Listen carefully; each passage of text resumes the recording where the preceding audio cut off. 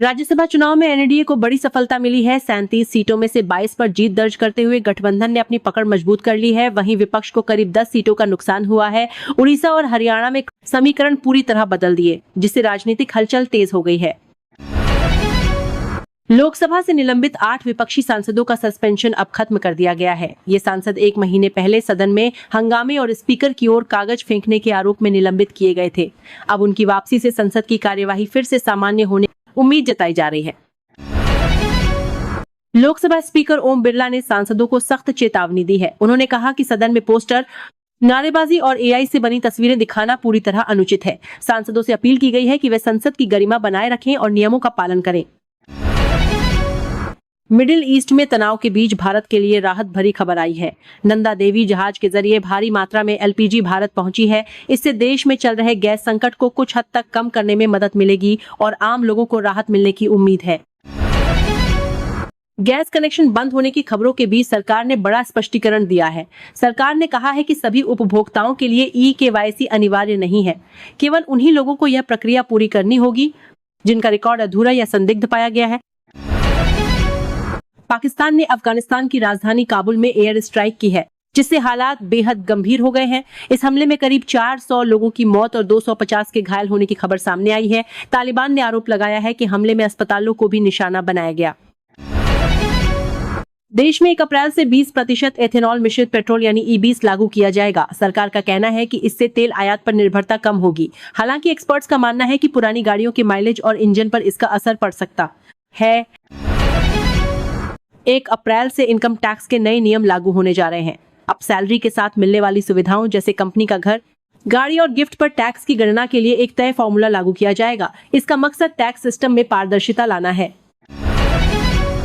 उत्तर प्रदेश सरकार ने खाद्य सुरक्षा को लेकर बड़ा कदम उठाया है। अब हर अंडे पर एक्सपायरी डेट लिखना अनिवार्य कर दिया गया है।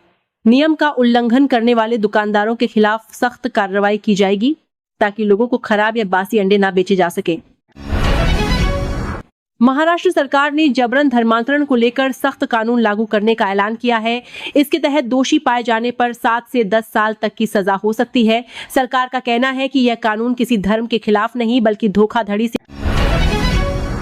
राज्यसभा चुनाव में क्रॉस वोटिंग के बाद कांग्रेस ने कड़ा रुख अपनाया है। ओडिशा में 3 विधायकों को पार्टी से निष्कासित कर दिया गया है, जबकि हरियाणा में भी नेताओं के इस्तीफे सामने आए हैं। पार्टी अब अनुशासन बनाए रखने के लिए सख्त कदम उठा रही है। मिडिल ईस्ट में जारी युद्ध का असर अब वैश्विक स्तर पर दिखाई दे रहा है। दुबई में धमाकों की आवाज सुनी गई है, जबकि इराक में अमेरिकी दूतावास पर ड्रोन हमला हुआ है। इस संघर्ष में अब तक हजारों लोगों के प्रभावित होने की खबरें सामने आ चुकी हैं। मिडिल ईस्ट में बढ़ते तनाव को देखते हुए भारत ने भी अपनी तैयारियां तेज कर दी हैं। फारस की खाड़ी के पास भारतीय नौसेना को तैनात किया गया है ताकि वहां से गुजरने वाले भारतीय जहाजों और नागरिकों की सुरक्षा सुनिश्चित की जा सके। कांग्रेस नेता राहुल गांधी एक बार फिर विवादों में आ गए हैं। संसद परिसर में उनके व्यवहार को लेकर पूर्व सैनिकों ने आपत्ति जताई है और उनसे माफी की मांग की है। इस मुद्दे पर सियासी बयानबाजी भी तेज हो गई है। उत्तर प्रदेश सरकार ने बड़ा फैसला लेते हुए अवैध कब्जों को हटाकर वहां हाई राइज इमारतें बनाने की योजना बनाई है। मुख्यमंत्री योगी आदित्यनाथ ने कहा कि सरकार का लक्ष्य हर वर्ग को सस्ता और सम्मानजनक आवास उपलब्ध कराना है।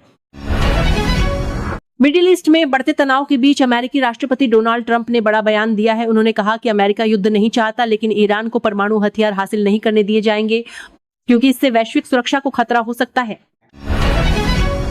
राष्ट्रपति द्रौपदी मुर्मू 19 मार्च से उत्तर प्रदेश के 3 दिवसीय दौरे पर रहेंगी। इस दौरान वह अयोध्या में धार्मिक कार्यक्रमों में शामिल होंगी और वृंदावन में संतों से मुलाकात भी करेंगी। देश के कई हिस्सों में मौसम ने करवट ले ली है। हिमाचल, बिहार और बंगाल समेत कई राज्यों में बारिश और बर्फबारी का अलर्ट जारी किया गया है, जबकि कुछ इलाकों में तापमान बढ़ने की संभावना भी जताई गई है। पश्चिम बंगाल की मुख्यमंत्री ममता बनर्जी एक बार फिर भवानीपुर सीट से चुनाव लड़ेंगी। टीएमसी ने सभी 294 सीटों पर उम्मीदवारों का ऐलान कर दिया है, जिससे चुनावी मुकाबला और दिलचस्प हो गया है। सुप्रीम कोर्ट ने मातृत्व अवकाश को लेकर बड़ा फैसला सुनाया है। कोर्ट ने कहा कि गोद लेने वाली महिलाओं को भी समान अधिकार मिलना चाहिए और उन्हें भी मातृत्व अवकाश दिया जाना चाहिए। इसे एक महत्वपूर्ण सामाजिक कदम माना जा रहा है। मिडिल ईस्ट में बढ़ते तनाव के बीच अमेरिका के राष्ट्रपति डोनाल्ड ट्रंप को बड़ा झटका लगा है। नाटो देशों ने साफ कर दिया है कि यह उनकी लड़ाई नहीं है और वे इसमें शामिल नहीं होंगे। ऐसे में अमेरिका कूटनीतिक रूप से अकेला पड़ता नजर आ रहा। देश भर में मौसम ने अचानक करवट ले ली है। उत्तर भारत के कई राज्यों में बारिश और बर्फबारी का अलर्ट जारी किया गया है, जबकि राजस्थान और मध्य प्रदेश जैसे इलाकों में तापमान बढ़ने की संभावना जताई गई है, जिससे लोगों को दोहरी मार झेलनी पड़ सकती है। पश्चिम बंगाल में चुनावी सरगर्मी तेज हो गई है। मुख्यमंत्री ममता बनर्जी भवानीपुर सीट से चुनाव लड़ेंगी, जबकि उनकी पार्टी टीएमसी ने सभी 294 सीटों पर उम्मीदवारों का ऐलान कर दिया है, जिससे मुकाबला और दिलचस्प हो गया है। सुप्रीम कोर्ट ने महिलाओं के अधिकारों को लेकर बड़ा फैसला सुनाया है। कोर्ट ने कहा कि गोद लेने वाली महिलाओं को भी मातृत्व अवकाश मिलना चाहिए, क्योंकि मातृत्व एक मौलिक अधिकार है जिसे किसी आधार पर नकारा नहीं जा सकता। भारत और अमेरिका के बीच होने वाली अहम ट्रेड डील फिलहाल टल गई है। अब नए टैरिफ स्ट्रक्चर पर सहमति बनने के बाद ही यह समझौता आगे बढ़ेगा, जिससे दोनों देशों के व्यापारिक रिश्तों पर असर पड़ सकता है। चारधाम यात्रा को लेकर बड़ा फैसला लिया गया है। मंदिर समिति ने कहा है कि गैर हिंदुओं की एंट्री सीमित की जाएगी और मंदिरों के आसपास मोबाइल के इस्तेमाल पर भी सख्ती बरती जाएगी, ताकि श्रद्धालुओं को कोई परेशानी ना हो।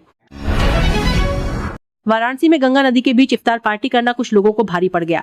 पुलिस ने चिकन बिरयानी फेंकने के आरोप में 14 लोगों को गिरफ्तार किया है, जिसके बाद मामला चर्चा में आ गया है। काबुल एयर स्ट्राइक के बाद तालिबान ने सख्त रुख अपनाया है। उसने साफ कहा है कि अब बातचीत का समय खत्म हो चुका है और पाकिस्तान से बदला लिया जाएगा, जिससे क्षेत्र में तनाव और बढ़ सकता है। दिल्ली के जामिया नगर इलाके में अवैध एलपीजी कारोबार का खुलासा हुआ है। पुलिस ने 62 सिलेंडरों के साथ एक आरोपी को गिरफ्तार किया है, जो मेरठ से गैस लाकर महंगे दामों में बेच रहा था। जेडीयू के राष्ट्रीय अध्यक्ष पद के चुनाव की तारीखों का ऐलान कर दिया गया है। 22 मार्च से नामांकन शुरू होंगे और 27 मार्च को मतदान कराया जाएगा, जिससे पार्टी के अंदर नई राजनीतिक हलचल देखने को मिल सकती है। आगामी बंगाल चुनाव से पहले बीजेपी को बड़ा झटका लगा है। पार्टी ने अपनी पहली सूची में कई मौजूदा विधायकों के टिकट काट दिए हैं, जिससे पार्टी के अंदर असंतोष की स्थिति बन सकती है। पश्चिम बंगाल में बीजेपी नेता शुभेंदु अधिकारी 2 सीटों नंदीग्राम और भवानीपुर से चुनाव लड़ेंगे। इससे मुकाबला और ज्यादा दिलचस्प हो गया है और राजनीतिक समीकरण बदलते नजर आ रहे हैं। उत्तर प्रदेश में गैस संकट गहराता जा रहा है। कई शहरों में सिलेंडर के लिए लंबी लाइनें लग रही हैं और कुछ जगहों पर धक्का मुक्की तक की नौबत आ रही है, जिससे आम जनता परेशान है। सुप्रीम कोर्ट में आज उद्योग की परिभाषा को लेकर अहम सुनवाई होगी। कोर्ट यह तय करेगा कि सरकारी विभाग और एनजीओ को इस दायरे में शामिल किया जाए या नहीं, जिसका असर कई नीतियों पर पड़ेगा। इजरायल ने दावा किया है कि उसने ईरान के एक बड़े सैन्य अधिकारी को मार गिराया है। हालांकि ईरान ने अभी तक इसकी पुष्टि नहीं की है। इस घटना के बाद दोनों देशों के बीच तनाव और बढ़ गया है। महाराष्ट्र में गैस की कालाबाजारी के खिलाफ बड़ी कार्रवाई की गई है। अब तक 2000 से ज्यादा जगहों पर छापेमारी की जा चुकी है और सैकड़ों सिलेंडर जब्त किए गए हैं। संयुक्त राष्ट्र में भारत ने पाकिस्तान को कड़ा जवाब दिया है। भारत ने कहा कि पाकिस्तान इस्लामोफोबिया के नाम पर झूठी कहानियां फैलाता है और दुनिया को गुमराह करने की कोशिश करता है। पटना में ट्रैफिक व्यवस्था को सुधारने के लिए नई स्मार्ट तकनीक लागू की जा रही है। अब पैदल यात्रियों को सड़क पार करने के लिए बटन दबाना होगा, जिससे ट्रैफिक को नियंत्रित किया जा सकेगा। एसबीआई की रिपोर्ट में चेतावनी दी गई है कि मिडिल ईस्ट युद्ध और अल नीनो के कारण महंगाई बढ़ सकती है। इसका सीधा असर आम लोगों के किचन बजट पर पड़ने की आशंका जताई गई है। सीबीएसई ने बोर्ड परीक्षा की कॉपियां जांचने वाले शिक्षकों को सख्त चेतावनी दी है। बोर्ड ने कहा है कि अगर कोई शिक्षक सोशल मीडिया पर परीक्षा से जुड़ी जानकारी साझा करता है तो उसके खिलाफ कानूनी कार्रवाई की जाएगी। उत्तराखंड के बाद अब गुजरात में भी यूनिफॉर्म सिविल कोड लागू करने की तैयारी तेज हो गई है। समिति ने अपनी रिपोर्ट मुख्यमंत्री को सौंप दी है और माना जा रहा है कि 24 मार्च को इसे विधानसभा में पेश किया जा सकता है। विधानसभा चुनाव से पहले चुनाव आयोग एक्शन मोड में नजर आ रहा है। बंगाल के बाद अब केरल में भी कई अधिकारियों का ट्रांसफर किया गया है, ताकि निष्पक्ष चुनाव सुनिश्चित किया जा सके। उत्तर प्रदेश में चुनाव से पहले बीजेपी ने अपनी रणनीति तेज कर दी है। पार्टी ने बड़ी संख्या में नेताओं को अलग अलग जिम्मेदारियां सौंपी हैं, जिससे संगठन को मजबूत किया जा सके।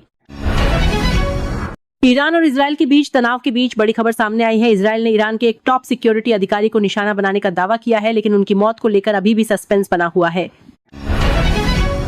बिहार कांग्रेस ने बीजेपी पर बड़ा आरोप लगाया है। पार्टी का कहना है कि राज्यसभा चुनाव में उनके विधायकों को तोड़ने की कोशिश की गई, जिस पर अब कार्रवाई की बात कही जा रही है।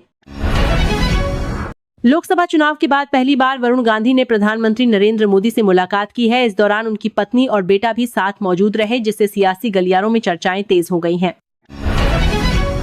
हरियाणा राज्यसभा चुनाव में बड़ा उलटफेर देखने को मिला है। कांग्रेस उम्मीदवार ने 1 वोट से जीत दर्ज की, जबकि बीजेपी के उम्मीदवार भी जीतने में सफल रहे, जिससे मुकाबला बेहद रोमांचक रहा। उत्तराखंड सरकार ने गैस संकट से निपटने के लिए नई सौंप जारी की है। इसके तहत रोजाना तय संख्या में कमर्शियल एलपीजी सिलेंडर सप्लाई किए जाएंगे ताकि होटल और रेस्टोरेंट्स को राहत मिल सके। ईरान इजरायल युद्ध के बीच एक दुखद खबर सामने आई है। राजस्थान के सीकर जिले के एक युवक की इस संघर्ष में मौत हो गई, जिसके बाद पूरे इलाके में शोक का माहौल है। राज्यसभा चुनाव के बाद बिहार की राजनीति में बयानबाजी तेज हो गई है। पप्पू यादव ने तेजस्वी यादव पर निशाना साधते हुए कहा कि उन्हें विपक्ष के नेताओं से बातचीत करनी चाहिए थी। हिमाचल प्रदेश सरकार ने बड़ा प्रशासनिक फैसला लिया है। कई पदाधिकारियों से कैबिनेट रैंक वापस ले ली गई है और वेतन में भी कटौती की गई है, जिससे प्रशासनिक ढांचे में बदलाव देखने को मिल सकता है। मीडिया रिपोर्ट्स के मुताबिक ईरान के सुप्रीम लीडर एक बड़े हमले से बाल बाल बच गए। बताया जा रहा है कि हमले से कुछ सेकंड पहले ही वे सुरक्षित स्थान पर पहुंच गए थे। लद्दाख में एक बार फिर प्रदर्शन तेज हो गए हैं। सामाजिक कार्यकर्ता की रिहाई के बाद लोगों ने पूर्ण राज्य का दर्जा देने की मांग को लेकर विरोध प्रदर्शन किया। सुप्रीम कोर्ट के मुख्य न्यायाधीश ने फैमिली कोर्ट में बड़ा सुझाव दिया है। उन्होंने कहा कि जज, वकील और पुलिस को यूनिफॉर्म में नहीं आना चाहिए ताकि बच्चों को डर महसूस न हो। मिडिल ईस्ट के तनाव के बीच ईरान से भारतीयों की वापसी जारी है। सुरक्षित लौटे लोगों ने बताया कि वहां हालात बेहद डरावने थे और वे लंबे समय तक डर के साये में रहे।